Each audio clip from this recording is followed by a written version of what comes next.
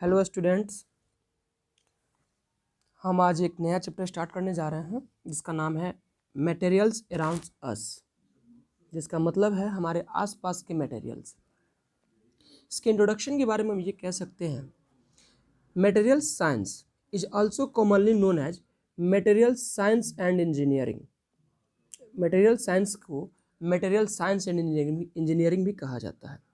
यह एक बहुत बड़ा और बहुत विशाल क्षेत्र है। जैसे हमारे आसपास आप देखिए, कपड़ा है, नायलॉन है, छाता है, बैग्स हैं और प्लास्टिक्स हैं। ये सारे के सारे इस मटेरियल साइंस का ही एक हिस्सा है, क्योंकि अब चूंकि ये हमारे डेली लाइफ, हमारे दैनिक इस्तेमाल में आते हैं, तो इसका मतलब ये होता है कि इनका बहुत बड़ा और विशाल क्षेत्र है। जैसे बहुत सारे चीज़ें हैं, हम अगर कुर्सी की बात करें, फाइबर का बना होता है, या फिर जो भी प्लास्टिक की बनी हुई चीज़ें होती हैं, ये सारी की सारी मटेरियल साइंस का ही एक भाग है।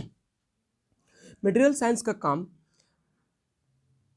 हमारे लिए बहुत अच्छी अच्छी चीज़ें, फ्यूचर में आने वाली, इस्तेमाल में आने वाली चीज़ों को बनाना। जैसे मान लीजिए एक नई तरह की डिस्कवरी करना, या फिर उसके लिए एक नए डिज़ाइन को तैयार करना, ये भी होता है। मटेरियल साइंस जो होता है वो हमारे फ्यूचर में भी आने वाले टेक्नोलॉजी को यूज करके एक नई नई चीज़ों का इन्वेंशन करती रहती है।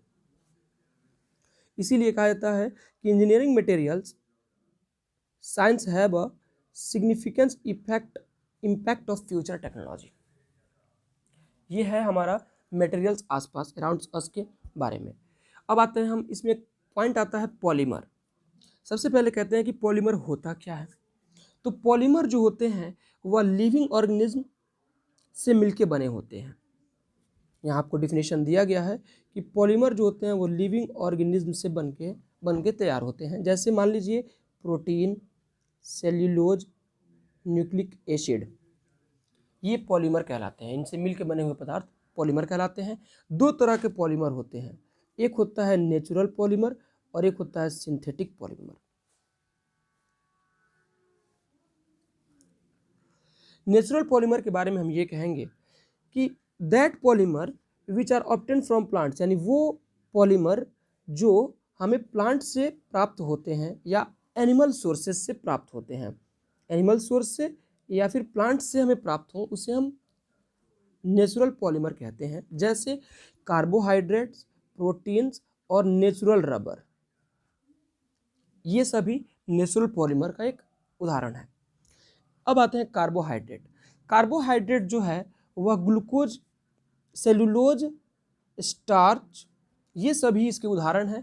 कार्बोहाइड्रेट जो है ग्लूकोज का एक पॉलीमर होता है। उसके बाद आते हैं प्रोटीन।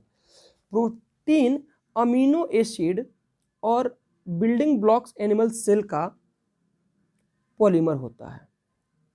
इसके उदाहरण के लिए हम देखेंगे जैसे ऊन, नेचुरल सिल्क या लेदर, ये सभी प्रोटीन्स पॉलीमर का एक उदाहरण है। उसके बाद आता है नेचुरल रबर, वो सब्सटेंस जो हमें प्लांट्स के लेटेक्स से प्राप्त होता है, उसे नेचुरल रबर कहा जाता है। जैसे आइसोप्रीन। आज के लिए बस इतना ही। आगे आपको हम कल देखेंगे सिंथेटिक फाइबर के बारे में। आप सभी नोट्स तैयार कर लें।